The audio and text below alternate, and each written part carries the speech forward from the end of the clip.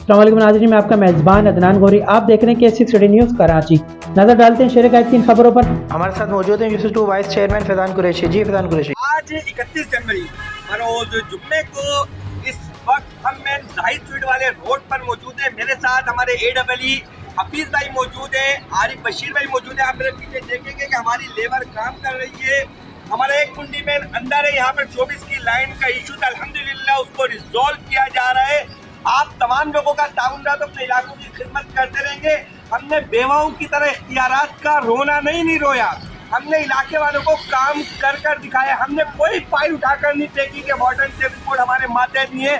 हमने उनको लूप में लेकर कंप्लेनें करी और अल्हम्दुलिल्लाह काम कर रहे। कल रात को 1 बजे हमारे एक साथी ने ग्रुप की वीडियो डाली और अल्हम्दुलिल्लाह सुबह ही यहाँ पर अपनी लेबर भेजी और रात को उनको रिस्पॉन्ड भी करा। इस वक्त मजमूई तौर के ऊपर इलाकों की सूरत बद से बदतर है सुई गैस के काम की वजह से, लेकिन हम ना ही मैदान छोड़कर भागे और ना ही हमने सरेंडर करा। इंशाल्लाह आप तमाम लोगों का ताउन रहा तो अपने इलाकों की खिदमत करते रहेंगे। और यहाँ पर मैं वाटर एंड सेफ्टी बोर्ड की पूरी टीम का शुक्रिया अदा करता हूँ कि वो हमारे शाना बशाना खड़ी है इस मुश्किल घड़ी में। जज़ाकल्लाह।